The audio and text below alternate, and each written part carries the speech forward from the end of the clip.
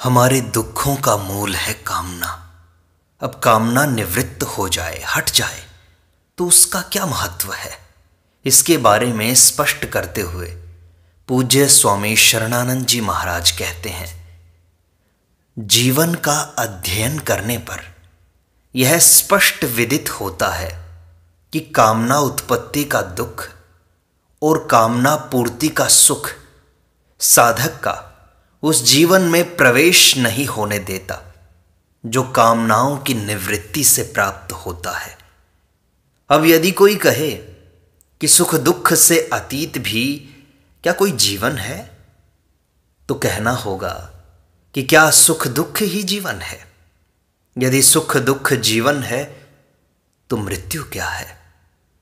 अतः वास्तविक जीवन तो सुख दुख से अतीत ही है। सुख दुख से अतीत के जीवन में प्रवेश उन्हीं का हो सकता है जो सुख लोलुपता से अपने को ऊपर उठा सके। इसके लिए साधक को सुख की वास्तविकता को जानना होगा कि सुख क्या है, कैसे आता है। अब यदि इस प्रश्न पर विचार किया जाए कि सुख दुख क्या है, तो कहना होगा कि संकल्प पूर्ति, कामना पूर्ति का ही दूसरा नाम सुख है और संकल्प उत्पत्ति का ही दूसरा नाम दुख है। संकल्प उत्पत्ति के पश्चात ही उसकी पूर्ति का प्रश्न उत्पन्न होता है।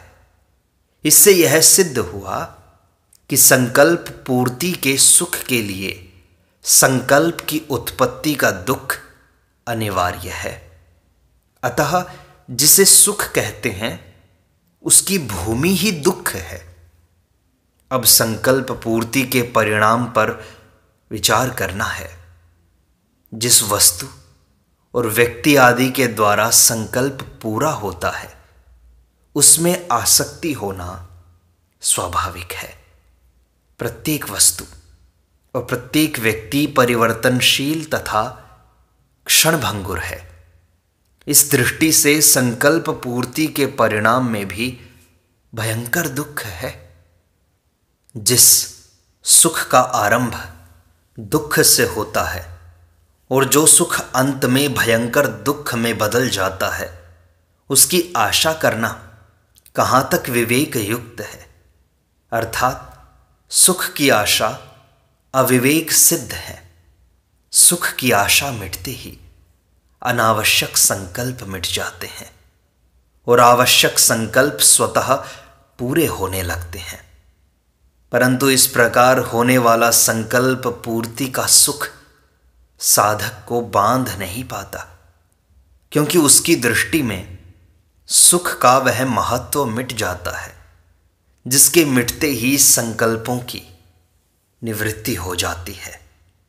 इसी अवस्था में जिज्ञासा और प्रिय लालसा की जागृति तथा शांति की उपलब्धि भी होती है।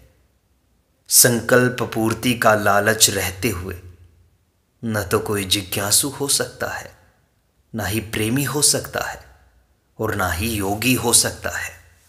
आज यदि योगी योग से, प्रेमी प्रेम से और जिज्ञासु निसंदेहता अर्थात तत्व ज्ञान से विमुख है, तो उसका केवल एकमात्र कारण है कामना पूर्ति के साथ साथ योग, ज्ञान तथा प्रेम प्राप्ति की आशा। वे चाहते हैं कि हमारी कामना भी पूरी हो जाए और हमें ज्ञान, योग और प्रेम भी मिल जाए। यद्यपि योग भोग की अपेक्षा अधिक स्वाभाविक है, परंतु कामना पूर्ति का लालच योग नहीं होने देता। अब यदि कोई यह कहे कि क्या कामना पूर्ति के लालच का जीवन में कोई स्थान ही नहीं है, तो कहना होगा कि कामना पूर्ति का स्थान भले ही हो, पर उसके लालच का कोई स्थान नहीं है।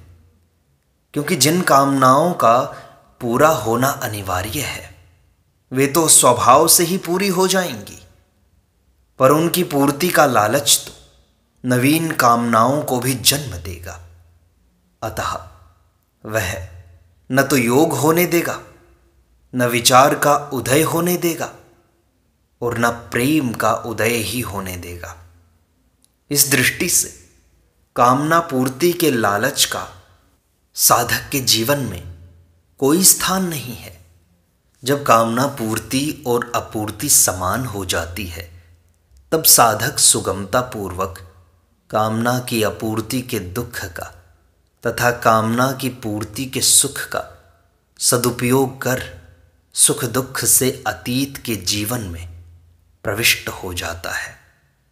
साधक को सुख दुख का सदुपयोग करना है, उनमें बंधना नहीं है, उनमें आबद्ध नहीं होना है। उनमें से किसी एक का सदुपयोग करने पर दोनों का सदुपयोग हो जाता है, क्योंकि सुख दुख दोनों स्वरूप से एक हैं। दुख का सदुपयोग शरीर तथा संसार के स्वरूप के ज्ञान में है, सुख की दास्ता में नहीं, और सुख का सदुपयोग सेवा में है, भोग में नहीं। यह नियम है कि जिसका सदुपयोग कर दिया जाता है उससे संबंध विच्छेद हो जाता है, और जिससे संबंध विच्छेद हो जाता है उसका अस्तित्व ही शेष नहीं रहता। अतः सुख दुख के सदुपयोग से सुख दुख मिट जाते हैं, जिनके मिटते ही कामनाएं निवृत्त हो जाती हैं। कामना निवृत्ति में चिर शांति, जिज्ञासा की पूर्ति और प्रेम की प्राप्ति निहित है। अब यदि कोई कहे कि क्या कामना निवृत्ति में जीवन है, तो कहना होगा कि कामना उत्पत्ति से पूर्व और पूर्ति के अंत में जो जीवन है वही कामना निवृत्ति में है। कामना की उत्पत्ति में तो अभाव है और पूर्ति में जड़ता है। वास्तविक जीवन तो कामना निवृत्ति में ही है, पर इस रहस्य को वे ही जान पाते हैं जो कामना की उत्पत्ति से पूर्व के जीवन का अनुभव कर लेते हैं। बड़ी से बड़ी कामना की पूर्ति के पश्चात साधक उसी स्थिति में आता है जो कामना उत्पत्ति से पहले थी।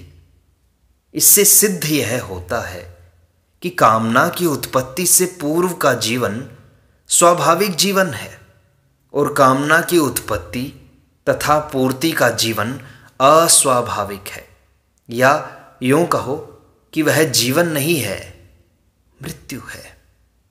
कामना उत्पत्ति और पूर्ति ही उस अनंत में जगत का दर्शन कराती है और कामना निवृत्ति ही उस अनंत से अभिन्न करती है। कामना की उत्पत्ति और पूर्ति से आसक्ति तथा कामना की निवृत्ति से अनुरक्ति प्राप्त होती है, अथवा यूं कहो कि कामना की उत्पत्ति और पूर्ति जगत की आसक्ति उत्पन्न करती है तथा कामना की निवृत्ति अनंत की प्रीति जागृत करती है। आसक्ति का अंत होते ही जिज्ञासा की पूर्ति और प्रीति की जागृति स्वतः सिद्ध है। प्रीति की जागृति समस्त विश्व में अपने प्रीतम का ही दर्शन कराती है, क्योंकि आसक्ति प्रीतम में जगत का और प्रीति जगत में प्रीतम का दर्शन कराती है। बस यही आस्तिकवाद और नास्तिकवाद का अंतर है। नास्तिक जिस जगत को अपनी भोग सामग्री मानता है, आस्तिक उस जगत को प्रीतम मानकर उसकी पूजा करता है। इस दृष्टि से कामना उत्पत्ति और पूर्ति का जीवन नास्तिक जीवन है और कामना निवृत्ति में आस्तिक जीवन है। हाँ, आस्तिक जीवन नास्तिक जीवन का प्रकाशक है, नाशक नहीं, परंतु आस्तिकता की लालसा नास्तिकता को खाकर आस्तिक बनाने में समर्थ है। वह आस्तिकता की लालसा कामना निवृत्ति से ही पुष्ट होती है। कामना निवृत्ति के लिए कामना पूर्ति के लालच का त्याग अनिवार्य है। यद्यपि कामना पूर्ति प्राकृतिक विधान पर निर्भर है, कामना पूर्ति के लालच पर नहीं, परंतु साधक प्रमादवश कामना पूर्ति का लालच करता है, जिसका उसके जीवन में कोई स्थान ही नहीं है। कामना पूर्ति श्रम तथा संग्रह साध्य है और कामना निवृत्ति श्रम रहित है, क्योंकि कामना निवृत्ति के लिए किसी अन्य की अपेक्षा नहीं है। केवल प्राप्त विवेक के प्रकाश में कामनाओं के उद्गम स्थान को जानना है। कामनाओं का उद्गम स्थान है सीमित अहम भाव, जिसका कोई स्वतंत्र अस्तित्व ही नहीं है, क्योंकि वह अविवेक सिद्ध है। अतः कामनाओं की उत्पत्ति उससे होती है जिसका अस्तित्व नहीं है। अथवा यूं कहो कि कामनाओं की उत्पत्ति ही कामनाओं का ऐसा अस्तित्व है जो कामनाओं की निवृत्ति होने पर शेष नहीं रहता। इस दृष्टि से कामना निवृत्ति की लालसा ही कामनाओं को खाकर जिज्ञासा के रूप में बदल जाती है। जिज्ञासा की पूर्ति स्वाभाविक है, क्योंकि जिज्ञासा उसी की होती है जिससे किसी प्रकार की दूरी नहीं है और जो अनंत तथा नित्य है। आवश्यक कामनाओं की पूर्ति प्राकृतिक विधान से स्वतः हो जाती है और कामनाओं की निवृत्ति विवेक सिद्ध है। विवेक उस अनंत की अहैतुकी कृपा से सभी साधकों को स्वतः प्राप्त है, क्योंकि वह किसी प्रयत्न का फल नहीं है, अपितु विवेक से ही सभी प्रयत्न सिद्ध होते हैं। विवेक का सदुपयोग करते ही कामनाओं की निवृत्ति, जिज्ञासा की पूर्ति और प्रेम की प्राप्ति स्वतः हो जाती है, स्वतः हो जाती है। इस प्रकार यह सत्संग संपूर्णता को प्राप्त होता है। शेष अगले अंक में।